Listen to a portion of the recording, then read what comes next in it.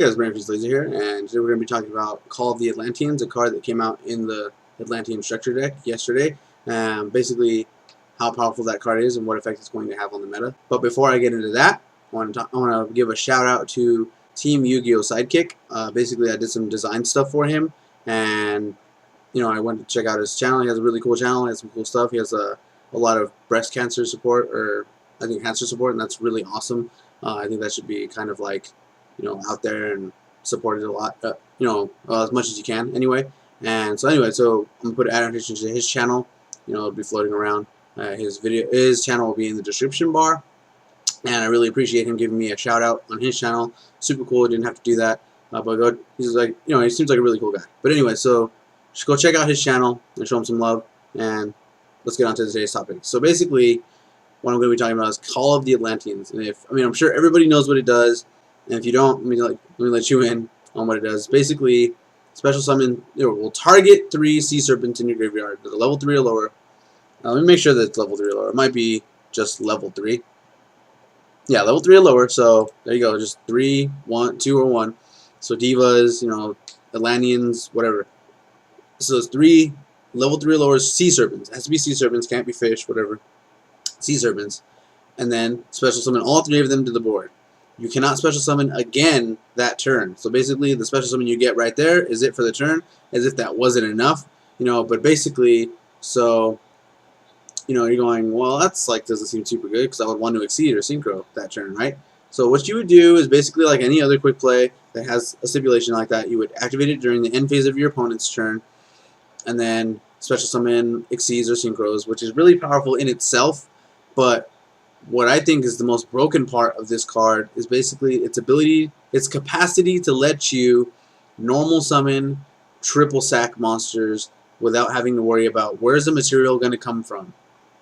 And the ones that come to mind offhand are Obelisk the Tormentor, the Wicked Avatar, and Beast King Barbaros. Now, each 3 of these monsters has an effect that activates when they're normal summoned.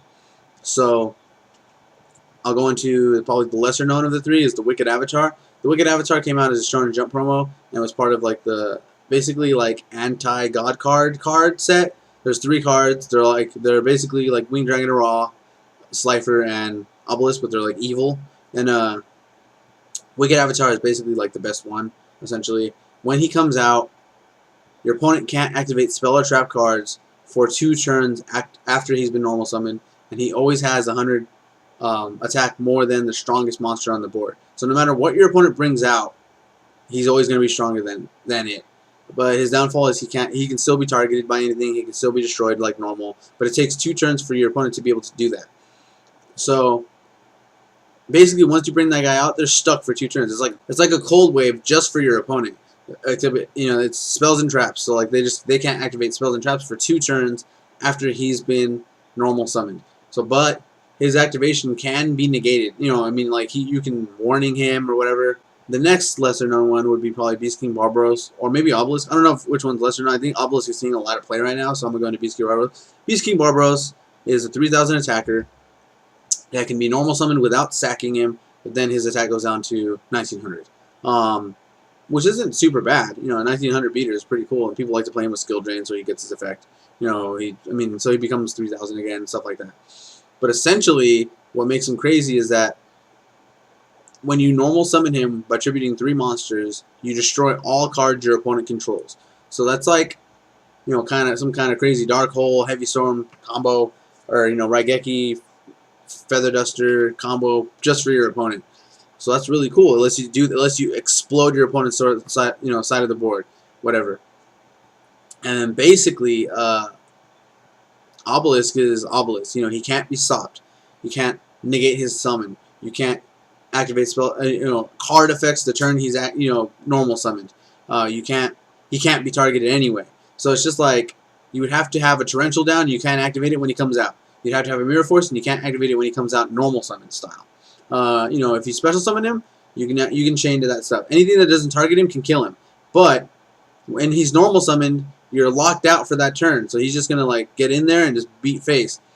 And essentially, the Call of Atlanteans allows him to do this because now you don't got to worry about waiting for your opponent to hit those giant germs to give you a couple dudes or whatever, special summoning other stuff like crazy, and then bringing them out. You can just wait to your end phase, see how many guys you got in there. 3 Sea Serpents, cool. Activate it, hit, bring out those 3 monsters.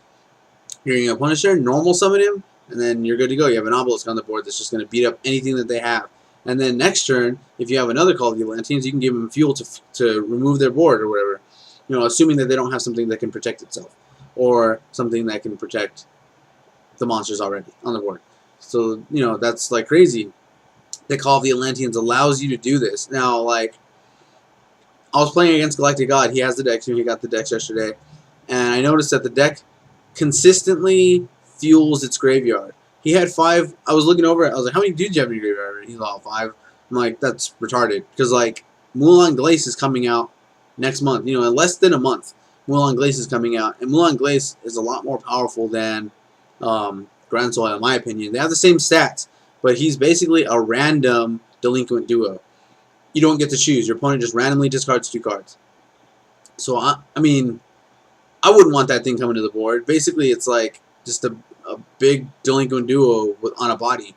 And that's like ridiculous advantage for your opponent. First of all, they just brought out an Obelisk or brought out a Beast King Barbaros and destroyed your board, or brought out a Wicked Avatar. Now you can't even respond to it. And then they're going to special summon this big thing that has 2800 attack already. Now the Wicked Avatar is going to go to 29. Or they have a 4000 Obelisk on the board. And you have your answer in your hand. Cool. You look over to the graveyard, they have 5 monsters. Here comes Mulan Glace, and now he just basically took those answers out of your hand. And if he didn't hit it, but guess what? He has another water monster on the board, Water Art. And he hit that last card in your hand.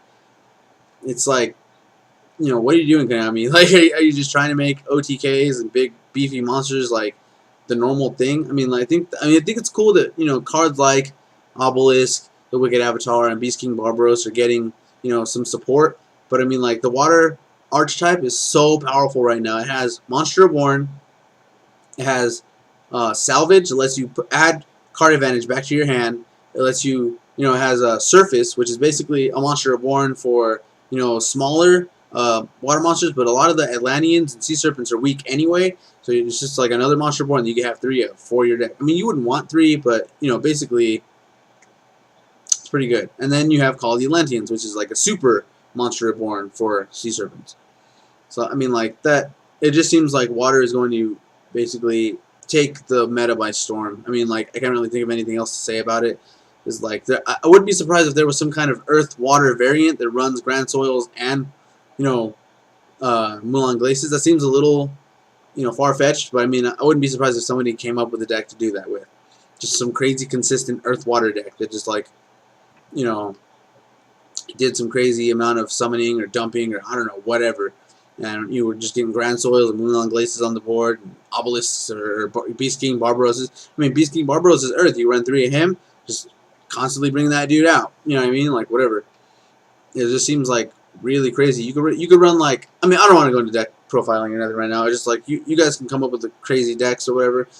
Just like mud deck. We call it mud deck, like kind of like Naruto or whatever. Earth, water, mud deck. Anyway, so yeah, that's what's happening in the meta right now. I think that I could probably safely say that DD Crows are probably going to make a comeback in a big way. I mean, like, there's a lot of like graveyard manipulation going on right now, and I mean, when Pot of Avarice was at 3, everybody just started packing DD Crow's main deck. They were like, forget it. It's just Pot of Avarice is too powerful. What do you think? Your opponent's going to do? People are going to do when people start seeing people playing Call of the Atlanteans and just consistently getting dudes in the graveyard really quickly. We have less than a month for Mulan Glace to come out, and that's just another big threat that you don't want coming to the board. So you have to maintain your opponent's graveyard. But yeah, so in the comment section below, let me know what you guys think about Call of the Atlanteans, and you think it should be limited soon. You think in March? Do you think in March they should just hit it? Or do you think it's gonna just have free reign on the meta for a while, and we're gonna be seeing some crazy, dangerous water decks that just are running unstoppable, powerful monsters for a long time? Just let me know what you think about that in the comment section below. Don't forget to check out Team Yu-Gi-Oh! Sidekicks page or channel. Go like his video, subscribe, all that good stuff. Hit the like button on my video if you like the video. Hit the subscribe button if you want to see when I put out more videos. And thanks for watching.